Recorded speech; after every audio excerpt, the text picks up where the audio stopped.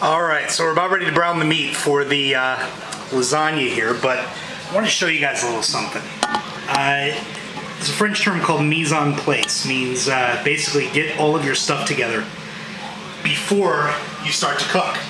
And you see a rather large amount of meat in here. This is right now 1 pound each of ground beef, ground pork, and ground lamb. Normally I'd go ground veal, but the grocery store didn't have any, so ground lamb it is.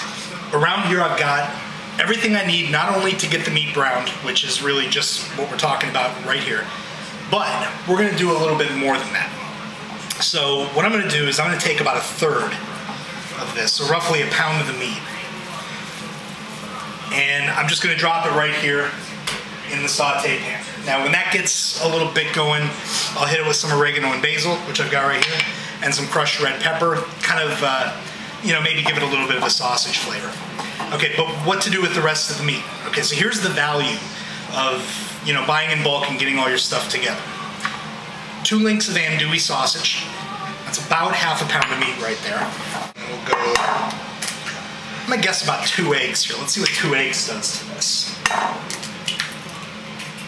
From here, breadcrumbs. I'm going to do a nice, heaping teaspoon of minced garlic. This is really about the only thing I use that minced garlic stuff for. If I was making a sauce, I'd use regular garlic. Let's go some Parmesan cheese. That looks about right.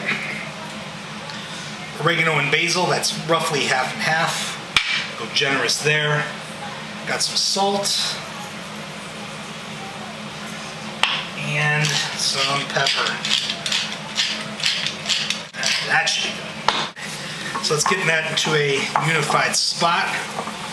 We'll grab about 1/2 of it. As you can see, I've got pre-lined pans here, maybe a little bit more. I'm going to crush this down into the shape we need in one. Press that nice and real good.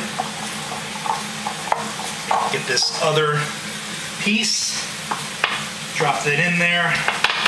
Alright, so wrap, wrap, wrap, just like that, and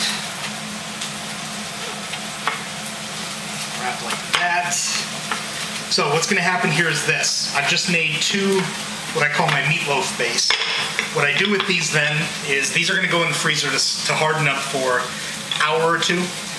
Just so they have the shape of the pan in there.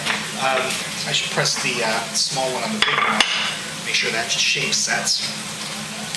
Then what's going to happen is I'm going to pull these out of the freezer, take the patty, wrap this in foil, right with it with a marker, meatloaf, put the date on it, throw it back in the freezer.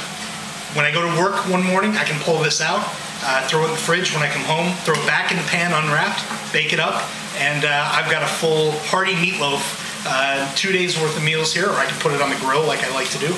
And there you go.